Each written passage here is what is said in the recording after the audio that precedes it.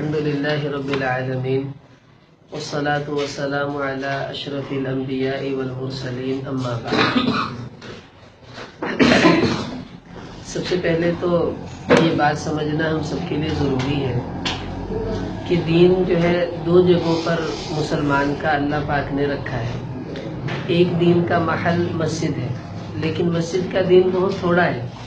صرف 5 وقت کی نماز یہ مسجد کا دین ہے، اعتکاف یہ مسجد کا دین ہے، اور رمضان کے اندر تراویح یہ مسجد کا دین ہے، اور نکاح مسجد میں ہونا سنت ہے، یہ بھی مسجد سے جڑا ہوا ہے۔ اس کے علاوہ ہمارا جتنا دین ہے وہ سارے کا سارا مسجد سے باہر ہے۔ اب اندازہ لگا لیں کہ کتنا مختصر دین مسجد سے جڑا ہوا ہے، اور دین کا کتنا بڑا حصہ ایسا ہے جس کا تعلق مسجد سے نہیں ہے بلکہ مسجد سے باہر کے یعنی ماحول سے ہے۔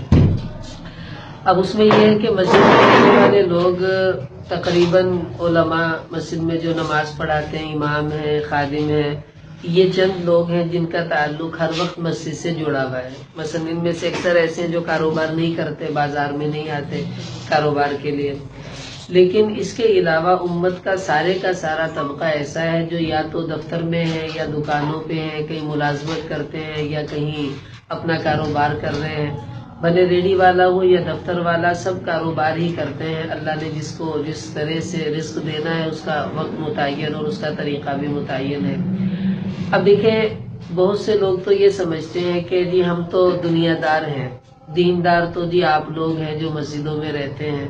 حالانکہ مولانا یوسف صاحب رحمۃ اللہ علیہ فرمایا کرتے تھے کہ مسلمان کبھی بھی دنیا دار نہیں ہوتا، کیونکہ دنیا دار اس کو کہتے ہیں جس کو اپنی آخرت کی فکر ہی نہ ہو، اور جو دکاندار دکان پر بیٹھا ہے اپنی آخرت کی فکر بھی کر رہا ہے، یہ اپنے آپ کو دنیا دار کہے تو یہ بات درست نہیں ہے، کیونکہ دنیا داری کا تعلق وہ کفار سے ہے۔ مسلمان تو ہمیشہ دیندار ہوتا ہے، اس لیے کہ مسلمان کی دنیا بھی اللہ نے دین بنا رکھی ہے۔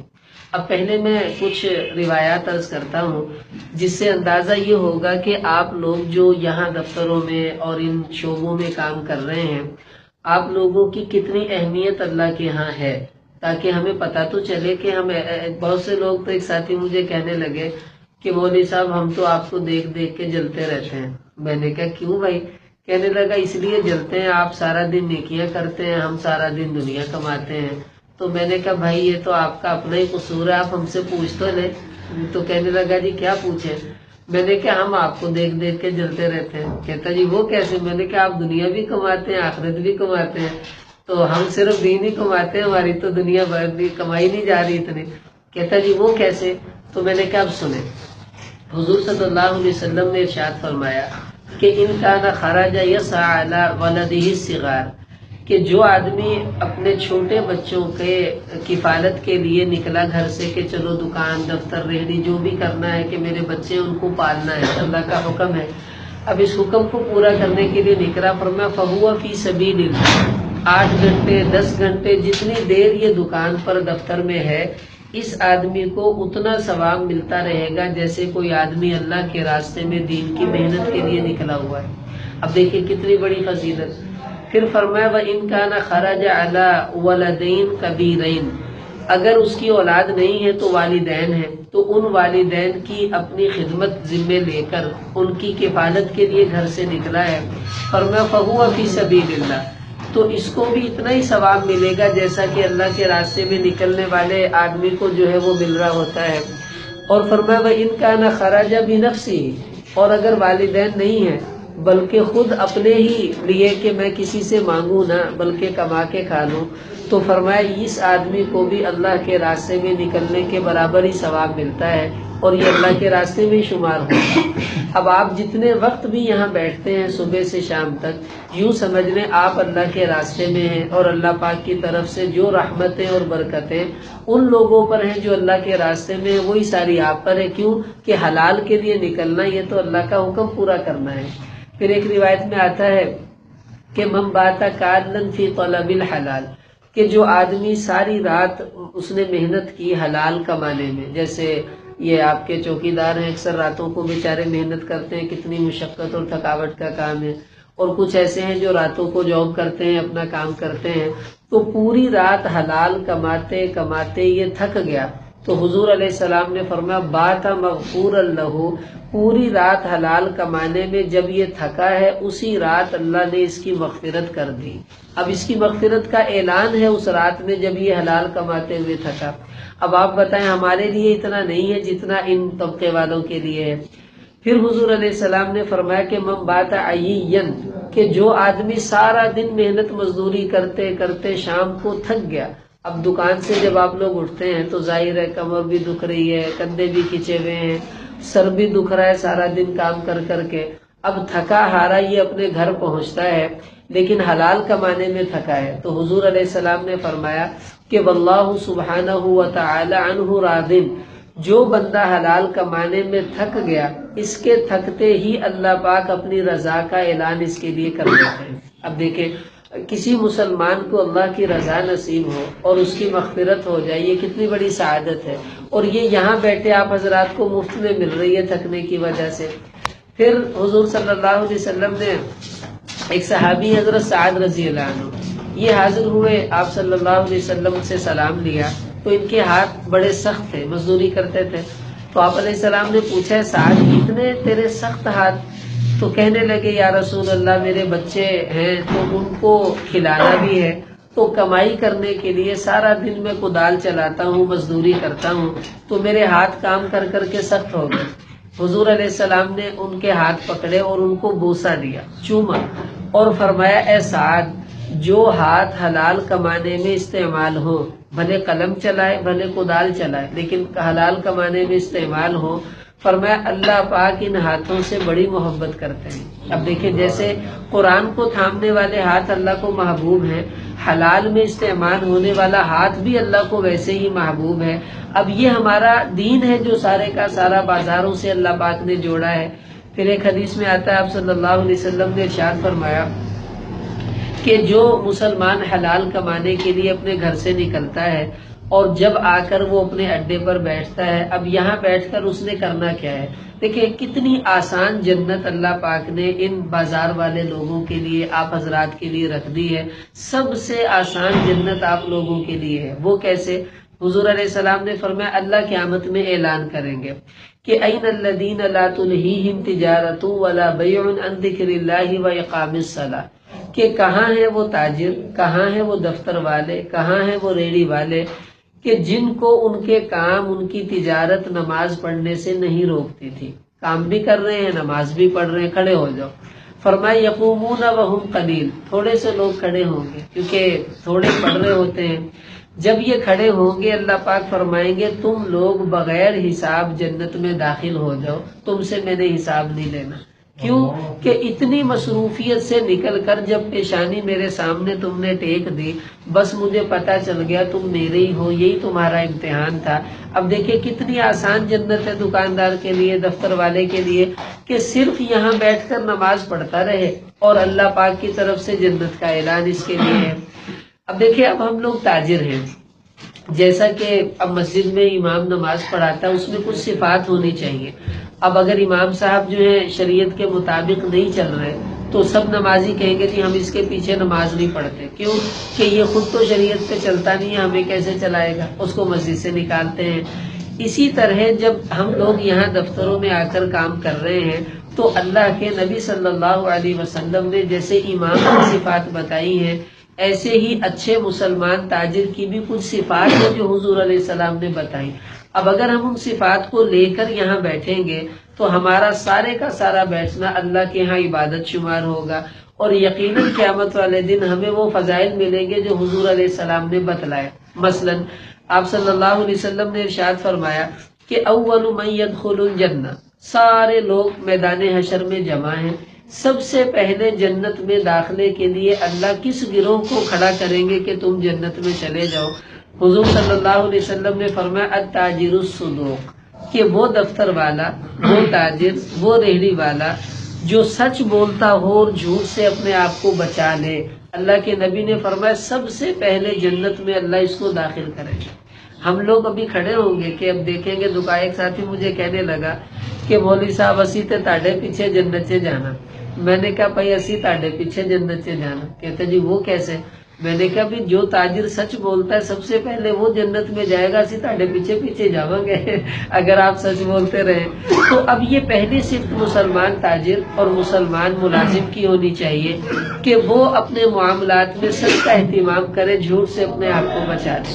حضور علیہ السلام نے فرمایا کہ التاجر الصدوق الامین، وہ دفتر والا، وہ ملازم، وہ مالک جو اپنے آپ میں دو صفات پیدا کر لے۔ سب سے پہلی صفت الصدوق، سچ بولے، جھوٹ سے بچ جائے۔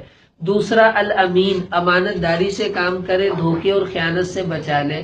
فرمایا اس کو صلہ کیا ملے گا؟ مع النبیین والصدیقین والشہداء، قیامت والے دن اللہ اس کو عام لوگوں کی صفوں سے نکالیں گے، اور جہاں نبی کھڑے ہوں گے، صدیقین کھڑے ہوں گے، شہداء کھڑے ہوں گے، وہاں اللہ اس تاجر کو لا کر کھڑا کر دیں گے۔ کتنے بڑے اعزاز کی بات ہے۔ اب دیکھیں کوئی بزرگ ہمارے یہاں تشریف لائیں اور وہ سٹیج پر بیٹھے ہوں، سارا مجمع نیچے ہو، اور مجمع میں سے کسی آدمی کو بلا کر ان کے ساتھ بٹھا دیں تو اس کا کتنا اعزاز ہوگا مجمع میں کہ یار بڑی بات ہے، فلاں بزرگ نے ان کو اپنے ساتھ کھڑا کر لیا۔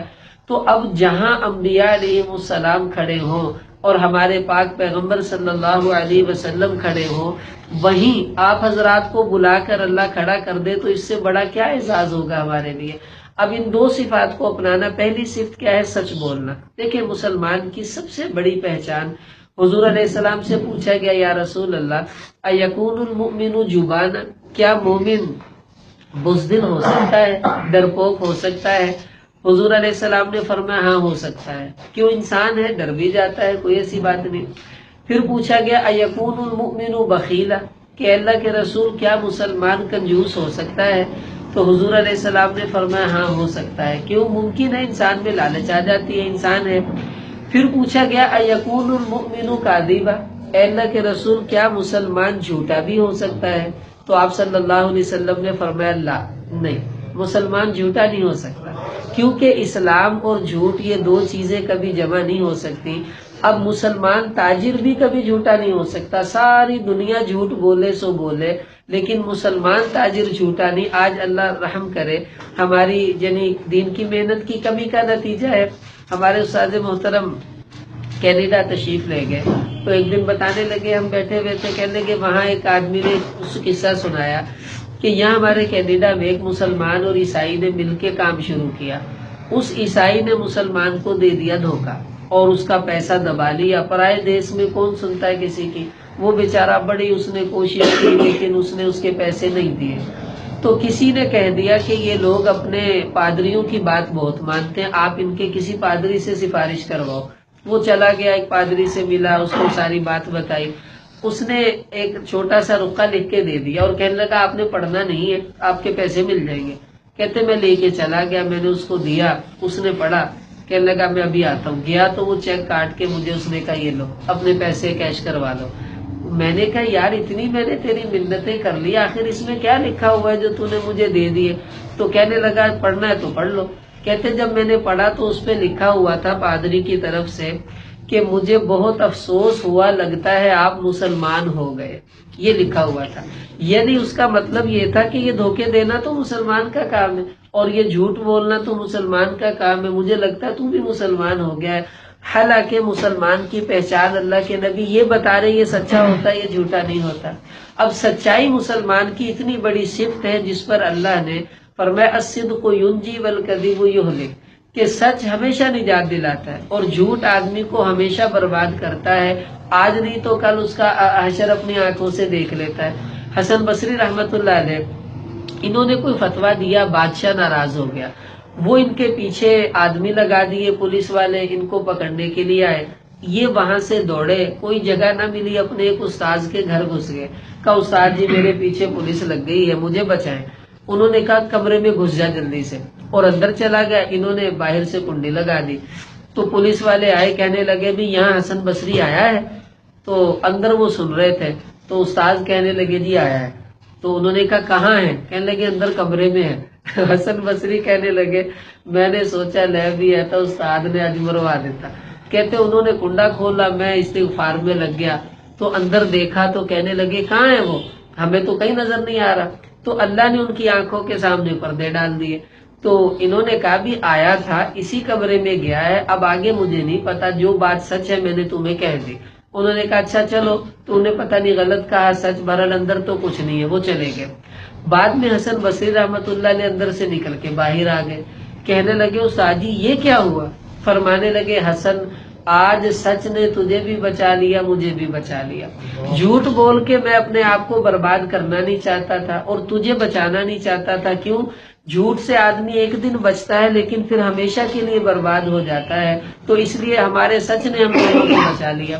سچ بڑی زبردست چیز ہے اور یہی چیز مسلمان کو آگے لے کر جاتی ہے اور جھوٹ برباد کر دیتی ہے۔ حضور علیہ السلام نے ارشاد فرمایا کہ 3 آدمی ایسے ہیں لا یکلمہم اللہ یوم القیامہ، قیامت والے دن اللہ پاک ان سے بات نہیں کریں گے۔ دیکھیں کتنے خطرے کی بات۔ ولا ینظر الیہم، اور رحمت کی نگاہ اللہ ان پر نہیں ڈالیں گے۔ ولا یزکیہم، ان کے گناہ معاف نہیں کریں گے۔ ولہم عذاب علیم، الٹا ان کو دردناک عذاب اللہ دیں گے۔ ان 3 آدمیوں میں سے ایک آدمی کون؟ اللہ کے نبی نے فرمایا المنفق سلعتہ بالحلف الکاذب، وہ آدمی جو جھوٹ بول کر سودا بیچے، جھوٹ بول کر اپنے معاملات طے کر لے اور جھوٹ بول کر کسی سے زائد بٹور لے، اس جھوٹے آدمی کو نہ اللہ دیکھیں گے، نہ اس کے گناہ معاف کریں گے، نہ اس سے بات کریں گے اور الٹا اس کو عذاب دیں گے۔ اب مسلمان تاجر ایسا نہیں ہوتا، وہ اپنے آپ کو جھوٹ سے بچا لیتا ہے۔ اب صحابہ نے کتنی بڑی بڑی تجارتیں کی ہیں اور کہیں ثابت نہیں کسی صحابی نے جھوٹ بول کر کچھ کمایا ہو، بلکہ احتیاط۔ دیکھیں میں ایک احتیاط کا واقعہ عرض کرتا ہوں، واجب نہیں تھی بالکل احتیاط۔ ایک صحابی آئے، انہوں نے ایک آدمی سے گھوڑا خریدا اور وہ آدمی مسلمان نہیں تھا۔ گھوڑا خرید کر کہا کہ میں ذرا اس کا ایک چکر لگاؤں، اس نے کہا لگا لے۔ چکر لگایا تو طے ہوا تھا 100 درہم۔ کہنے لگے یار یہ گھوڑا 100 کا نہیں لگتا، ایسا کرو مجھ سے اس کے 200 لے لو۔ اب اس نے کہا لڑائی تو کم پر ہوتی ہے، آپ زیادہ دے رہے ہیں، مجھے کوئی اعتراض نہیں۔ کہا ایک چکر اور لگا لوں؟ کا لگا لے۔ دوبارہ چکر لگایا، کہنے لگے یار یہ 300 لے لو اس کے مجھ سے۔ اس نے کہا جی ٹھیک ہے، 300 دے دیے۔ وہ کہنے لگا ایک بات تو بتائیں، میں نے مانگے 100، آپ دے کے جا رہے ہیں 300، یہ قصہ کیا ہے؟ فرمانے لگے ہم نے اپنے نبی صلی اللہ علیہ وسلم سے یہ تربیت لی ہے کہ اگر بیچنے والا جو سودا بیچ رہا ہے وہ کسی غلط فہمی کی وجہ سے آپ سے کم پیسے لے رہا ہے تو خریدنے والے کے ذمے ہے اس کو اس کے صحیح پیسے دے دے۔ بعض اوقات ایسا ہوتا ہے باپ چلا گیا، بیٹے کو بٹھا گیا، اس کو ریٹ کا پتہ نہیں ہوتا، اب میں پوچھنے ہے بھائی یہ رسالہ کتنے کا ہے؟ اب ہے یہ 50 روپے کا، وہ غلطی سے کہہ دے چچا جان 30 روپے کا ہے۔ اب مجھے پتا ہے میں پہلے 50 کا لے کے جاتا ہوں تو میری ذمہ داری ہے میں 50 دے کر جاؤں، یہ نہیں کہ میں اس سے کہوں چل ٹھیک ہے یہ لے 30 اور وہاں سے لے کے نکلوں۔ حالانکہ یہ واجب نہیں، لیکن اس کے باوجود صحابہ نے اتنی احتیاط سے کام لیا ہے۔ اب ہم سوچ رہے سچائی میں ہمیں کتنا آگے بڑھ جانا چاہیے، تو سچائی مسلمان تاجر کی بڑی پہچان۔ دوسری بات اللہ کے نبی نے فرمایا الامین، کہ مسلمان تاجر امانت دار ہوتا ہے۔ اب دیکھیں امانت داری کیا ہے؟ جو ملازم ہے وہ اپنے مالک سے جو ہے مخلص ہو کر چلے، اور اسی کی امانت داری میں ہر چیز شامل ہو جاتی ہے۔ ہمارے نبی نے کتنی امانت کی تاکید کی۔ غزوہ جب خیبر ہو رہا تھا تو اب خیبر میں یہودی قلعے میں بند ہیں اور ان یہودیوں کی بکریاں، کئی سینکڑوں بکریاں، ایک ان کا ملازم تھا وہ لے کر کہیں باہر چرانے کے لیے گیا ہوا تھا۔ اب مسلمانوں نے گھیرا کیا ہوا ہے، وہ بکریاں لے کر آ رہا ہے۔ حضور علیہ السلام اور صحابہ سے ملا، آپ نے پوچھا بھی یہ بکریاں کس کی ہیں؟ وہ مسلمان نہیں تھا، وہ ملازم ان کا، کہنے لگا جی یہ اندر یہود ان کی بکریاں ہیں، میں ملازم ہوں، میں چروانے لے کر جاتا ہوں اور وہ مجھے پیسے دے دیتے ہیں۔ اب جنگ کے موقع پر اصول اسلام کا یہ ہے کہ جب کافر اور مسلمان کی جنگ ہو رہی ہو تو ان کا جتنا مال ہم لوٹ لیں وہ گناہ نہیں ہے، وہ جائز ہے، کیونکہ جنگ ہو رہی ہے تو جنگ میں دشمن کو نقصان ہی دینا ہوتا ہے۔ اب یہ بکریاں اللہ کے نبی لینا چاہتے تو لے سکتے تھے، جائز تھا، لیکن حضور علیہ السلام نے اس سے کہا ایسا کرو یہ بکریاں ان کو اندر دے کے آ جاؤ اور پھر ہماری بات سننا۔ وہ کہنے لگا جی آپ کی ان سے جنگ ہے تو آپ یہ بکریاں رکھ لیں، تو میں اندر نہیں لے کر جاتا۔ فرمایا نہیں، ہم لوگ امانت کو ادا کرنے والا دین لے کر آئے ہیں، امانت میں خیانت کرنے والا نہیں لے کر آئے۔ یہ بکریاں تمہارے پاس امانت ہیں، ہم اس میں تجھے ترغیب نہیں دیں گے، تو یہ بکریاں ہمیں دے دے، جاؤ اندر دے کے آؤ۔ وہ کالے رنگ کا حبشی غلام تھا، کہنے لگا آپ مجھے بڑے اچھے لگ رہے ہیں اگر میں آپ کا دین قبول کر لوں تو کیا یہ مجھے اپنا بھائی سمجھیں گے صحابہ؟ حضور علیہ السلام نے فرمایا ہاں، اگر تم ہمارا دین قبول کر لو تو ہم تمہیں اپنا بھائی بنائیں گے۔ وہ کہنے لگا میرے بدن سے تو بدبو آتی ہے۔ اللہ کے نبی نے فرمایا اللہ تمہاری بدبو کو خوشبو سے تبدیل کر دیں گے۔ اس نے کہا جی میرا تو رنگ بھی کالا ہے۔ فرمایا اللہ تیری سیاہی کو سفیدی سے بدل دیں گے۔ خیر وہ اندر گیا، بکریاں دے کے واپس آیا، آ کے مسلمان ہو گیا۔ اتنے میں وہاں سے تیر چلنے لگے تو اس نے کہا جی میرے لیے کیا حکم ہے؟ حضور علیہ السلام نے فرمایا کوئی حکم نہیں، اب نہ نماز کا وقت ہے، نہ روزے کا، نہ حج کا، نہ زکوٰۃ کا، اب ہماری طرف سے لڑو۔ یہ آگے بڑھا تو ایک تیر لگا، اس کو وہیں گر کر شہید ہو گیا۔ حضور علیہ السلام نے فرمایا کہ جس آدمی نے ایسا جنتی دیکھنا ہو جس نے نہ کوئی نماز پڑھی، نہ روزہ رکھا، نہ زکوٰۃ دی، نہ حج کیا، وہ اس کو دیکھ لے، سیدھا جنت میں گیا۔ تو صحابہ فرماتے جب ہم اس کو اٹھانے کے لیے آئے، دفنانے کے لیے، تو اللہ کی قسم اس کے بدن سے خوشبو آ رہی تھی، اس کی بدبو کو اللہ نے خوشبو سے بدل دیا، اور جو اس کا کالا پن تھا وہ سفیدی سے تبدیل ہو گیا، چہرہ اس کا روشن چمکدار ہو گیا تھا۔ اب امانت داری اتنی بڑی صفت ہے کہ انسان کو ایمان کے اندر بھی جو پختہ کر دیتی ہے۔ تو بھائی ہم مسلمان تاجر ہیں، ہم سے امانت داری یہ بہت ضروری ہے۔ مولانا طارق جمیل صاحب کا ایک بیان میں کہیں گاڑی میں جا رہے تھے تو ایک بس میں لگا ہوا تھا، کہنے لگے میں ایک ملک میں گیا، مجھے نام بھول گیا، تو وہاں ایک آڑتی سے ملنے گئے، تو کہتے میں نے اس کو کہا جی ہم پاکستان سے آئے ہیں، کہتے بس میرے منہ سے یہ نکلا، اس کا چہرہ سرخ ہو گیا۔ وہ مجھے کہتا پاکستان سے آئے، ادھر ہے، کہتے میرا بازو پکڑا اور اندر گدام میں لے گیا۔ تو وہاں کافی سارے ڈبے پڑے ہوئے تھے، میں نے کہا جی یہ کیا ہے؟ کہنے لگا جی یہ دیسی گھی ہے، ہم نے پاکستان سے منگوایا ہے، یہ کوئی ڈبہ تو ذرا کھول کر دیکھیں۔ کہتے اس نے ایک ملازم سے کہا ایک ڈبہ نکالو، کہتے وہ کھولا تو اس میں بڑا زبردست خوشبو آئی۔ میں نے کہا جی اتنی بہترین دیسی گھی کی خوشبو آ رہی ہے؟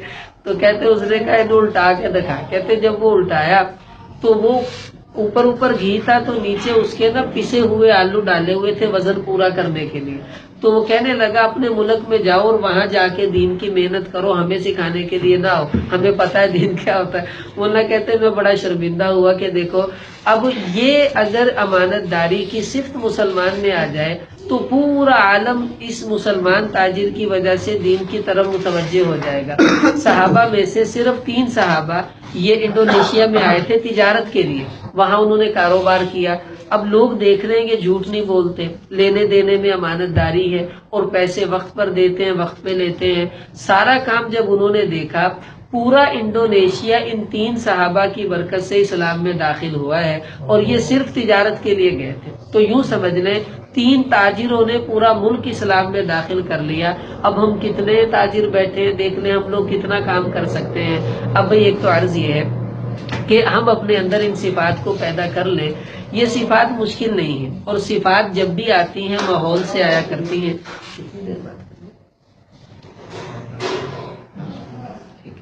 تو صفات جو ہے وہ ماحول سے آیا کرتی ہیں۔ اب وہ ماحول ہم بازاروں میں بیٹھ کر بنا دیں، اب بازاروں میں بیٹھنے کے اصول ہیں، ان پر چلنے ماحول خود بخود بن جائے گا۔ حضور علیہ السلام نے صحابہ سے فرمایا کہ ایاکم والجلوس فی الطرق، دیکھو بھئی تم بازاروں میں راستوں میں نہ بیٹھا کرو۔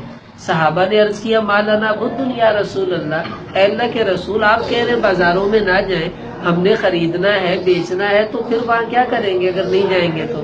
حضور علیہ السلام نے فرمایا فَأَعْطُوا الطَّرِيقَ حَقَّهُ، اگر تمہیں راستوں بازاروں میں بیٹھنا ہی ہے اور تمہاری مجبوری ہے کام کرنا تو پھر بازاروں کا حق ادا کرو۔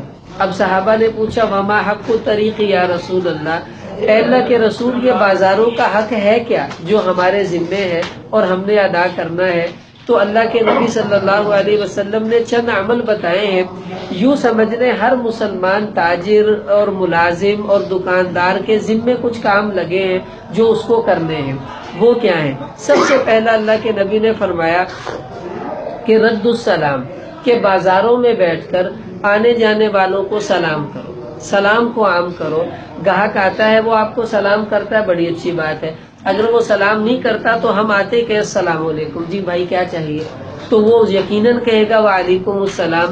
اب یہ سلام پھیلانے کا کام اللہ نے دکاندار کے ذمے لگا دیا کہ یہ سارا دن بازار میں ہر جگہ جب ہر دکاندار دوسرے منٹ میں السلام علیکم کہے گا تو اللہ کی کتنی رحمتیں آسمان سے اتریں گی اس سلام کی برکت سے۔ دوسرا کام اللہ کے نبی نے فرمایا وغض البصر، کہ بازاروں میں بیٹھ کر تم اپنی نظروں کی حفاظت کرو، کیونکہ بازار میں ظاہر مستورات کا بھی خریداری کے لیے آنا جانا ہوگا، تو جو تاجر اپنی نظر کو نیچا جھکا کر کام کرتا رہے حیا کے ساتھ۔ ایک دکاندار آئے، ہمارے ایک استاذ تھے، وہ اپنے گھر والوں کے ساتھ کوئی سامان لینے گئے بازار، تو مجھے کہنے لگے بیٹا اللہ کی قسم میں نے آج ایسا تاجر دیکھا ہے جو صحابہ کے زمانے میں شاید ہونا چاہیے تھا۔ میں نے کہا جی کیسے؟ کہنے لگے کہ میں کپڑا لینے گیا تھا گھر والوں کے ساتھ، تو میری بیوی بیٹھی ہے، میں بیٹھا ہوں، وہ کپڑے دکھا رہا ہے کہ آدھا گھنٹہ ہم اس کی دکان پر رہے، اس نے کپڑے دکھائے، کاٹے، بل بنایا اور میں اس کو دیکھتا رہا۔ کہنے لگے آدھے گھنٹے میں ایک دفعہ اس نے میری بیوی کی طرف آنکھ نہیں اٹھائی۔ کہنے لگے میں نے کہا یار ایسے بھی تاجر ہوتے ہیں کہ جن کی نگاہ اتنی پاکیزہ ہو کہ وہ دوسروں کی ماں بہن کو اپنی ماں بہن سمجھ کر اس کو حیا کے ساتھ نہ دیکھیں۔ تو یہ اللہ کے نبی نے اگلی صفت بتائی کہ مسلمان تاجر کی نگاہ نیچے ہونی چاہیے۔ تیسری بات حضور علیہ السلام نے فرمایا وکف الاذی، کہ بازاروں میں بیٹھ کر آنے جانے والوں کو تکلیف دینے سے اپنے آپ کو بچانا ہے۔ اب وہ دیکھنے کون کون سی چیزیں تکلیف دے سکتی ہیں، ان سے ہم اپنے آپ کو بچا لیں۔ چوتھی بات حضور علیہ السلام نے ارشاد فرمایا کہ الامر بالمعروف، کہ دکانوں پر بیٹھ کر آنے جانے والوں کو نیکی کا حکم کرو، یہ مسلمان تاجر کی ذمہ داری ہے۔ مثلا گاہک آپ کے پاس آیا، سودا آپ نے دے دیا، پیسے آپ نے لے لیے، اب اس سے پوچھیں بیٹا آپ نماز تو پڑھتے ہوگے؟ وہ کہے گا نہیں چچا جان میں تو نہیں پڑھتا۔ کہ بیٹا پڑھا کرو، ہمارے نبی کی آنکھوں کی ٹھنڈک نماز میں ہے۔ اب وہ وہاں سے اٹھ کر کپڑے والے کے پاس گیا، کپڑا خریدا، اس نے پیسے لے کر پوچھا بیٹا نماز تو پڑھتے ہوگے؟ کہا نہیں چچا جان نماز تو نہیں پڑھتا۔ کہا بیٹا پڑھا کرو، یہ تو اللہ کا حکم ہے۔ پھر وہ جوتا لینے گیا، جوتے والے نے اس کو سودا دیا، پوچھا بیٹا نماز تو پڑھتے ہوگے؟ کہے گا نہیں چچا جان۔ وہ کہے گا بیٹا پڑھا کرو، موت آ گئی تو کیا بنے گا؟ اب جب یہ گاہک 6-7 دکانداروں سے ایک ہی بات سن رہا ہے نماز پڑھا کرو نماز پڑھا کرو، جب یہ بازار میں گیا تھا بے نمازی تھا، اور جب سودا لے کے نکلے گا انشاءاللہ نمازی بن چکا ہوگا۔ اب یہ ہمارا ماحول ایسا بن جائے کہ ہم نیکی کا حکم کرنے والے بنے۔ پانچویں چیز فرمایا کہ وَالنَّهْيُ عَنِ الْمُنْكَرِ، اور دکاندار کی ذمہ داری ہے کہ وہ دکان پر بیٹھے بیٹھے لوگوں کو برائیوں سے منع بھی کرے، لیکن منع محبت کے انداز میں کرنا ہے، غصے میں نہیں، اور باپ بن کر نہیں کرنا بلکہ شفیق اپنا ماں کی انداز میں جو ہے وہ منع کرنا ہے۔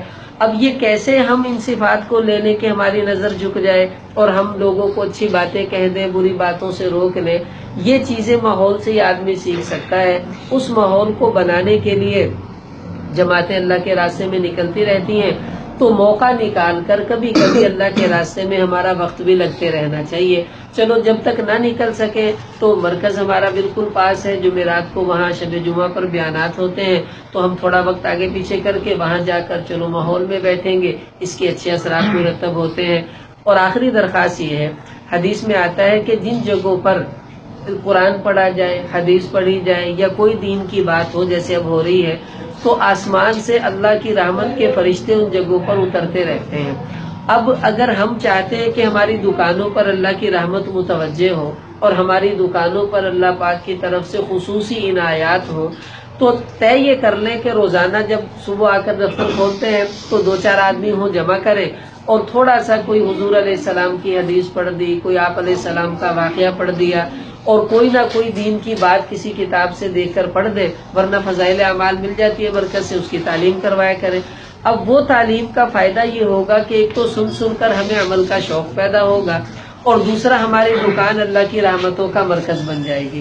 ٹھیک ہے، ابھی سب اہتمام کریں گے نا انشاءاللہ۔ اللہ پاک آپ حضرات کا آنا قبول کرے۔ آپ نے تھوڑی سی قربانی کی ہے، اور یہ حدیث میں آتا من اتانی یمشی اتیتہ ہرولا، جو بندہ اللہ کی محبت میں ایک قدم اللہ فرماتے اٹھاتا ہے تو میری رحمت دوڑ کر اس کی طرف متوجہ ہوتی ہے۔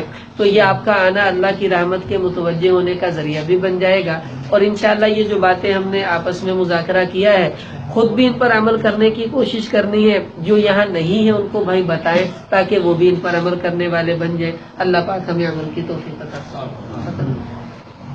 بسم اللہ الرحمن الرحیم۔ اللهم صل على سيدنا محمد النبي الأمي وعلى آله وسلم تسليما۔ ربنا آتنا في الدنيا حسنة وفي الآخرة حسنة وقنا عذاب النار۔ ربنا ظلمنا أنفسنا وإن لم تغفر لنا وترحمنا لنكونن من الخاسرين۔ اے اللہ، اے ہمارے پروردگار، یا اللہ ہم سب کے گناہوں کو معاف فرما دے۔ اے اللہ، تو ہمارا رب ہے، ہم تیرے بندے ہیں۔ اب رب ہی اپنے بندوں پر رحم نہیں کرے گا تو کون کرے گا؟ اے رب، تو اپنے بندوں پر رحم فرما دے۔ اللہ تو بڑا ہے، ہم چھوٹے ہیں، چھوٹوں سے غلطیاں ہو جاتی ہیں، بڑے معاف کر دیا کرتے ہیں۔ اللہ ہم سے چھوٹا کون ہوگا؟ تجھ سے بڑا کون ہوگا؟ اے بڑے رب، اپنے چھوٹے بندوں پر رحم فرما دے۔ اے اللہ، تو غفار ہے، ہم خطا کار ہیں۔ اب ان خطا کاروں کی خطاؤں کو غفار معاف نہیں کرے گا تو کون کرے گا؟ اے غفار، ہم خطا کاروں کو معاف فرما دے۔ یا اللہ، جو مسلمان دنیا سے جا چکے سب کی مغفرت فرما۔ اللہ، جو بیمار ہیں ان کو شفا عطا فرما، جو مقروض ہیں ان کے قرضوں کو دور فرما۔ اللہ، جتنے بھائی بے اولاد ہیں سب کو نیک صالح اولاد عطا فرما، اور جن کو تو نے اولاد کی نعمت سے نوازا ان کی اولادوں کو نیک بنا دے، ان کے والدین کا فرما بردار بنا، اور جو والدین اپنے بچوں کے رشتوں کے لیے پریشان ہیں اللہ سب کو نیک رشتے عطا فرما، اور عافیت سے اس بوجھ سے ان کو نکلنے کی توفیق عطا فرما۔ اور اے ہمارے رب، یہ بھائی تیری محبت میں یہاں پر تشریف لے کر آئے ہیں، اللہ تو ان سب کے آنے کی لاج رکھ لے، ان سب آنے والوں کی مغفرت فرما دے۔ اللہ، ان کی تجارتوں میں برکتیں عطا فرما، سب مسلمانوں کو رزق حلال نصیب فرما، حرام کے لقمے سے ہر انسان کی حفاظت فرما۔ اور اللہ، یہ جو باتیں ہم نے کہیں سنی ان پر ہمیں عمل کی توفیق عطا فرما، آگے پہنچانے والا بنا دے۔ اور اللہ، وہ سچا تاجر جس کی صفات تیرے نبی صلی اللہ علیہ وسلم نے بتلائی ہیں، اللہ وہ ہر مسلمان تاجر میں پیدا فرما دے۔ اور جو گندی صفات تجھے پسند نہیں ہے اللہ، وہ ساری کی ساری صفات ہر مسلمان سے دور فرما۔ اللہ، ہم نے جو مانگا عطا فرما، جو نہیں مانگ سکے ہمارے لیے بہتر ہے وہ بھی نصیب فرما۔ صلی اللہ علی النبی الامی الکریم، آمین آمین برحمتک یا ارحم الراحمین۔ تھوڑی دیر کے لیے بیٹھیں گے، تھوڑی دیر کے لیے تشریف رکھیں، چاہے سارے بھائی اللہ